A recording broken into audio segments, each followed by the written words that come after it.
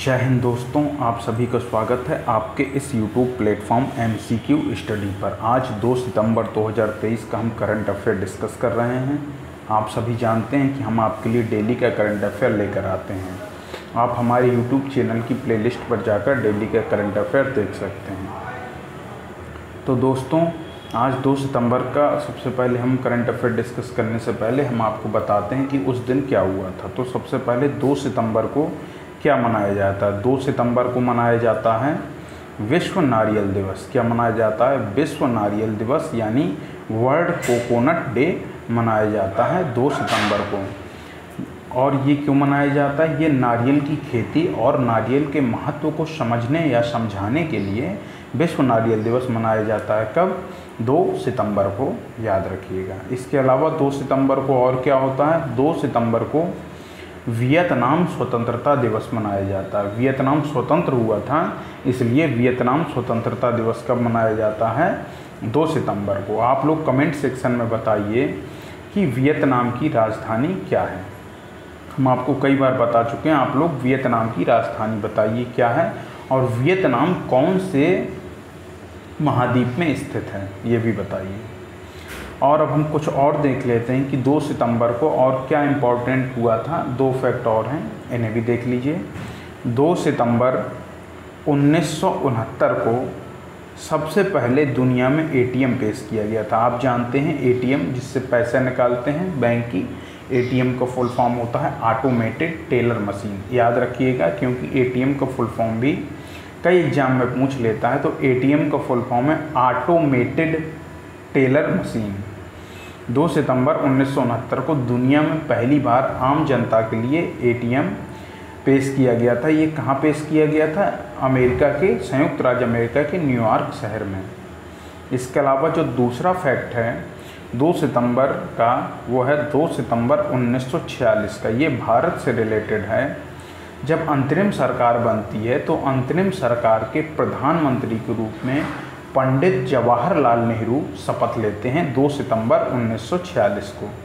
क्या करते हैं? 2 सितंबर 1946 को अंतरिम सरकार के प्रधानमंत्री के रूप में पंडित जवाहरलाल नेहरू शपथ ग्रहण करते हैं। ये विभाजन के पहले की बात है, यानी भारत की स्वतंत्रता के पहले की बात है ये।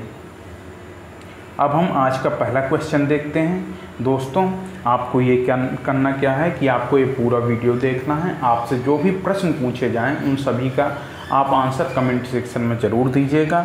और अगर अभी तक आपने इस हमारे चैनल को सब्सक्राइब नहीं किया है तो प्लीज़ सब्सक्राइब करके बेल आइकन ज़रूर दबाइए, जिससे आने वाले सभी वीडियोज़ के नोटिफिकेशन आपको समय पर मिल सकें।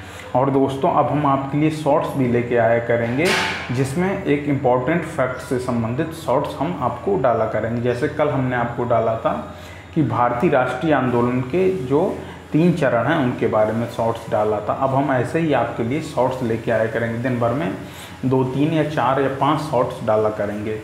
तो आप लोगों को क्या करना है कि आप लोगों को उन शॉर्ट्स को भी देखना है, इस वीडियो को भी देखना है, शेयर करना है, लाइक करना है, जिससे ज़्यादा से ज़्यादा लोगों तक ये हमारा जो इनिशिएटिव है ये पहुंच सके। और आप हमारे चैनल को सब्सक्राइब करिए, दूसरों को भी शेयर करिए, दूसरों को बताइए, जिससे हमारे चैनल को आप सभी का सपोर्ट मिल सके। तो दोस्तों, अमेरिका के किस राज्य ने, पहला क्वेश्चन करते हैं आज का। अमेरिका के किस राज्य ने अक्टूबर माह को हिंदू विरासत माह घोषित किया है?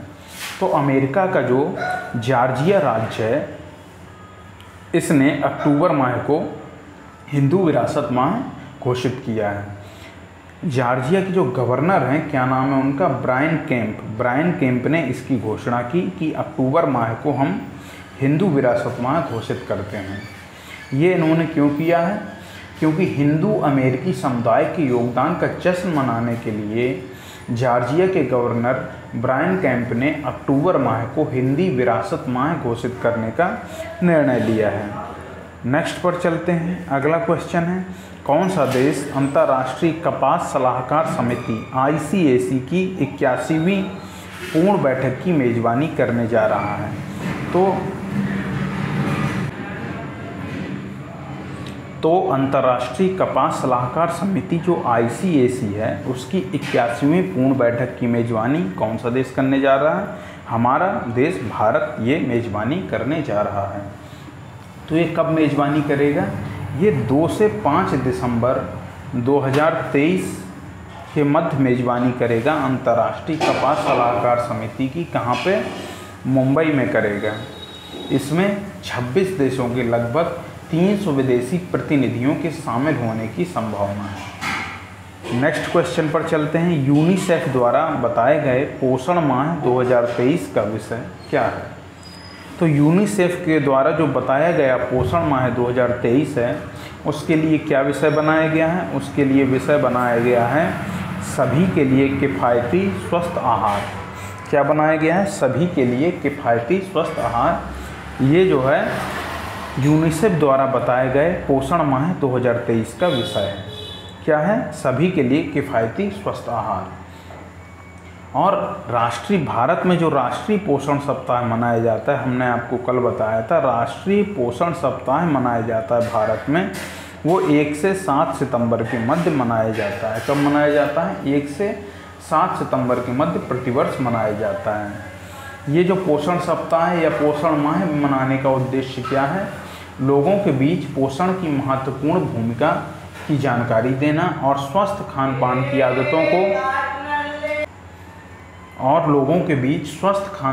आदतों को विकसित करने के महत्व के बारे में जागरूकता बढ़ाना। तो पोषण की जानकारी देना और स्वस्थ खान पान की आदतों को विकसित करने के महत्व के बारे में जानकारी बढ़ाना पोषण माह 2023 और राष्ट्रीय पोषण सप्ताह का ये प्रमुख उद्देश्य है। नेक्स्ट पर चलते हैं। हाल ही में क्रिकेट प्रसारण में एक प्रमुख खिलाड़ी बनने के लिए BCCI मीडिया अधिकार किसने जीता? तो ये जो BCCI मीडिया अधिकार है, मतलब जो क्रिकेट का प्रसारण किया जाता है, तो जो क्रिकेट का प्रसारण किया जाता है टीवियों पे, चैनलों पे, तो वो मीडिया अधिकार किसने जीते हैं? ये डिजिटल मीडिया अधिकार जो है वाईकॉम 18 ने जीता है। मतलब बोली लगती है, तो इसमें वाईकॉम 18 ने BCCI से ये मीडिया अधिकार खरीद लिए हैं। कितने रुपए में? 5,963 करोड़ रुपए में ये अधिकार खरीद लिए हैं वाईकॉम 18 ने। वाईकॉम 18 किसकी कंपनी है? ये रिलायंस ग्रुप की सब्सिडरी कंपनी है, याद रखिएगा। रिलायंस ग्रुप, वही मुकेश अंबानी वाला रिलायंस ग्रुप की ये सब्सिडरी कंपनी है। नेक्स्ट पर चलते हैं। नुमालीगढ़ रिफाइनरी लिमिटेड NRL और किसने अगस्त 2023 में बांस की धूल से विपणन योग्य हरित कार्बन के उत्पादन के लिए प्रौद्योगिकी विकसित करने के लिए एक समझौता ज्ञापन यानी MOA यानी मेमोरेंडम ऑफ एग्रीमेंट पर हस्ताक्षर किए हैं? तो ये किसने किया है? नुमालीगढ़ रिफाइनरी लिमिटेड और IIT गुवाहाटी ने ये समझौता किया है कि हम बांस की धूल से हरित कार्बन विकसित करने के लिए काम करेंगे।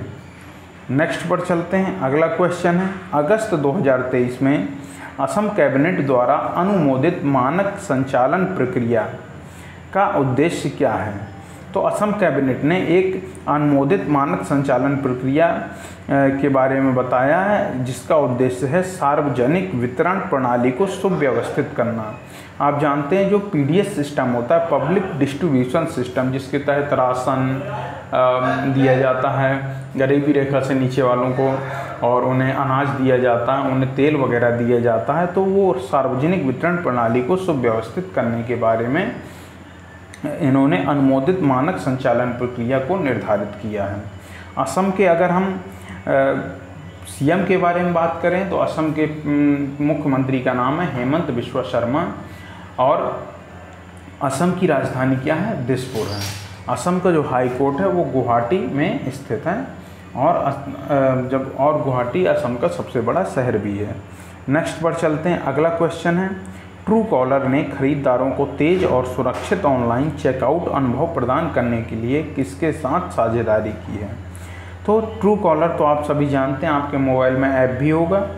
तो ट्रू कॉलर ने खरीदारों को तेज और सुरक्षित ऑनलाइन चेकआउट अनुभव प्रदान करने के लिए रेजर पे के साथ, किसके साथ? रेजर पे के साथ साझेदारी की है। नेक्स्ट क्वेश्चन पर चलते हैं। भारतीय पुरातत्व सर्वेक्षण ASI द्वारा शुरू किए गए एडॉप्ट ए हेरिटेज 2.0 कार्यक्रम का प्राथमिक लक्ष्य क्या है? तो इसका जो प्राथमिक लक्ष्य है भारत की सांस्कृतिक विरासत की रक्षा करना और उसे आगे बढ़ाना। तो ये जो एडॉप्ट ए हेरिटेज 2.0 है, ये 2017 में एडॉप्ट ए हेरिटेज नाम से एक कार्यक्रम शुरू किया गया था, उसी का ये नया संस्करण है।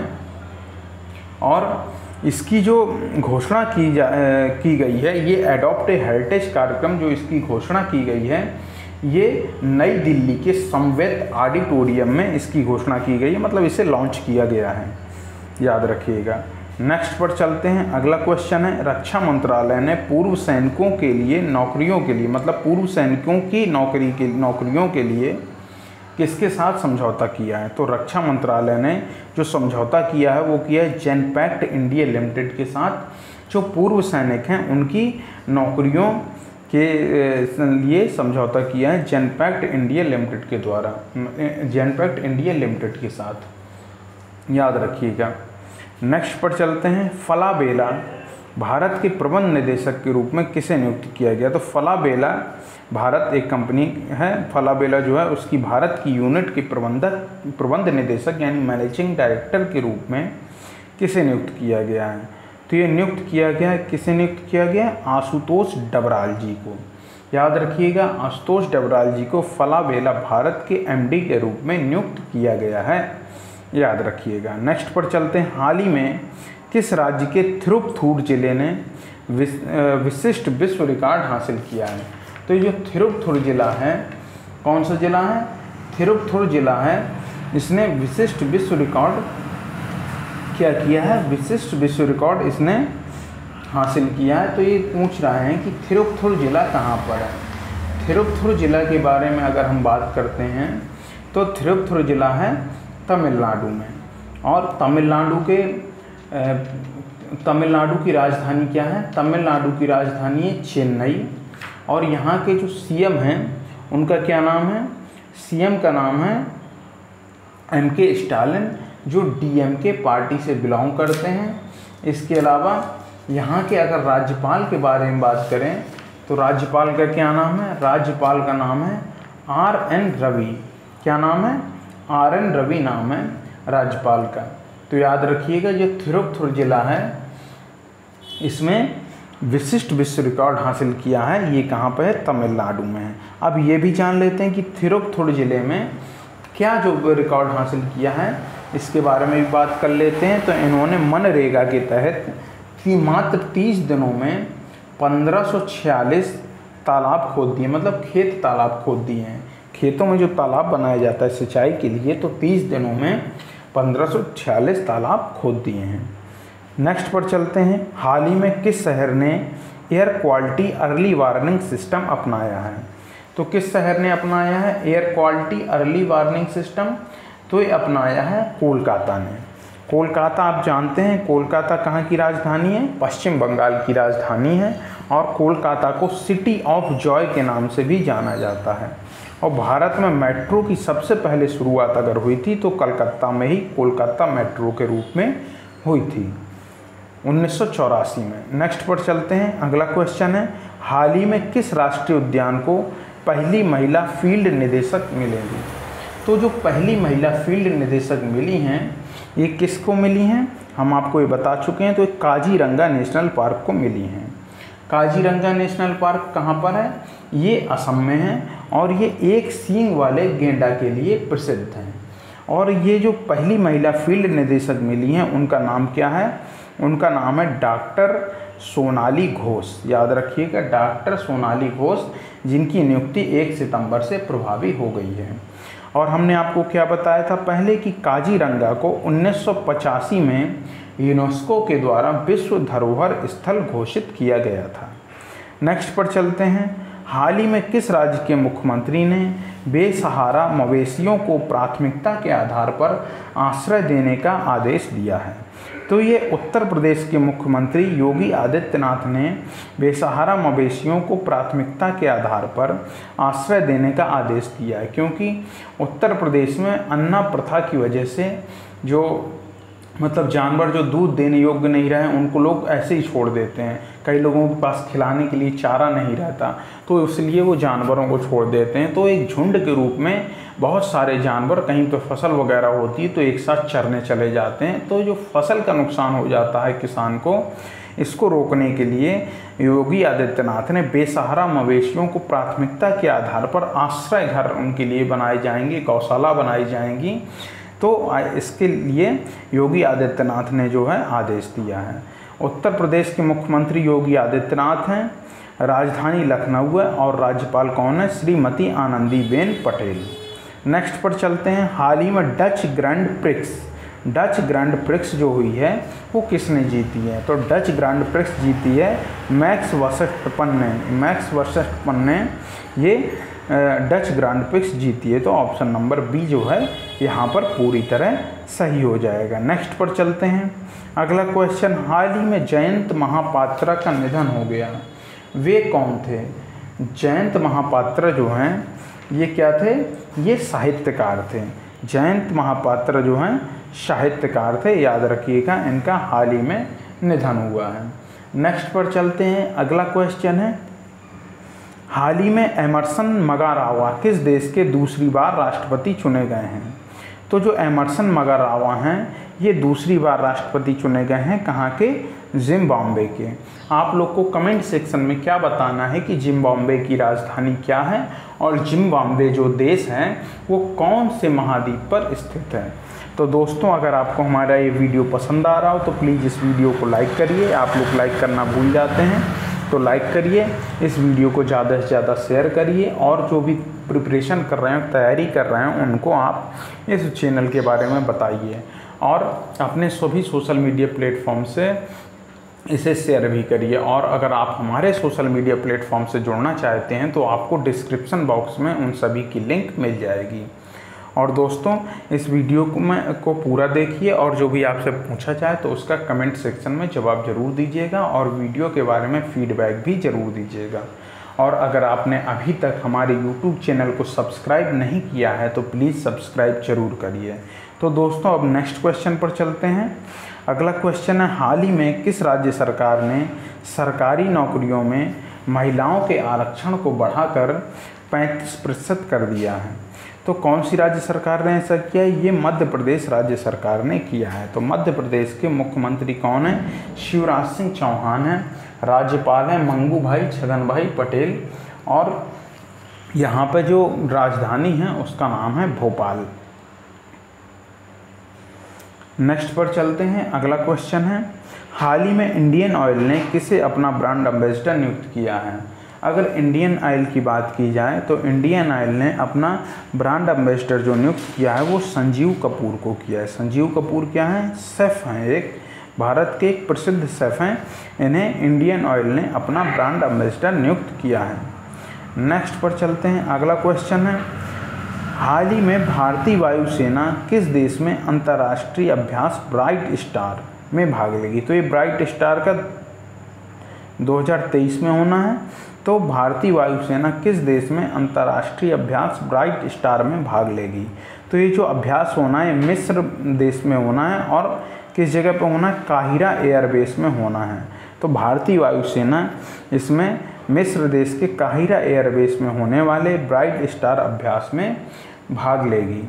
नेक्स्ट पर चलते हैं। अगला क्वेश्चन है, हाल ही में विश्व एथलेटिक्स चैंपियनशिप में नीरज चोपड़ा ने कौन सा पदक जीता है? आप सभी जानते हैं कि नीरज चोपड़ा जी ने विश्व एथलेटिक्स चैंपियनशिप की भाला फेंक स्पर्धा में स्वर्ण पदक जीता। इन्होंने दूसरे प्रयास में 88.17 मीटर भाला फेंक के ये स्वर्ण पदक अपने नाम किया है और विश्व एथलेटिक्स चैंपियनशिप 2022 में इन्होंने रजत पदक जीता था और ये विश्व एथलेटिक्स चैंपियनशिप में स्वर्ण पदक जीतने वाले पहले भारतीय भी बने हैं। नेक्स्ट पर चलते हैं। अगला क्वेश्चन है, हाल ही में किस देश ने स्कूलों में महिलाओं के अबाया पोशाक पहनने पर प्रतिबंध लगा दिया है? तो जो अबाया पोशाक पहनने पर प्रतिबंध लगाया है वो किस देश ने लगाया है? ये फ्रांस ने लगाया है। फ्रांस की राजधानी क्या है? पेरिस है, और यहाँ के राष्ट्रपति का नाम है इमैनुअल मैक्रोन। याद रखिएगा, फ्रांस जो है यूरोप महाद्वीप में स्थित एक देश है। हम लोग पहले पढ़ते थे कि कौन सा ऐसा देश है जिसमें मच्छर नहीं पाए जाते, तो फ्रांस उसका जवाब रहता था। नेक्स्ट पर चलते हैं, अगला क्वेश्चन देखते हैं। हाल ही में किस देश ने अपना पहला कर्नाटक सांस्कृतिक उत्सव आयोजित किया है? तो पहला जो कर्नाटक सांस्कृतिक उत्सव आयोजित किया है वो किसने किया है? श्रीलंका ने किया है। भारत और श्रीलंका को मध्य जोड़ने वाला जो जलडमरू मध्य है, या फिर अलग करने वाला कह सकते हैं, वो पाक जलडमरू मध्य है। श्रीलंका की 2 राजधानियां हैं, जयवर्धनेपुरा कोट्टा जो विधायी राजधानी है, और कोलंबो जो है न्यायिक और कार्यकारी राजधानी के रूप में कार्य करता है। तो आप लोग को क्या बताना है? श्रीलंका के प्रधानमंत्री और राष्ट्रपति का नाम आप सभी को बताना है वर्तमान में जो हैं। हाल ही में किसने पीएम मोदी के भाषणों पर आधारित पुस्तकों का विमोचन किया है? तो पीएम मोदी के भाषणों पर आधारित जो पुस्तकों का विमोचन किया है वो किया है किसने? अनुराग ठाकुर ने।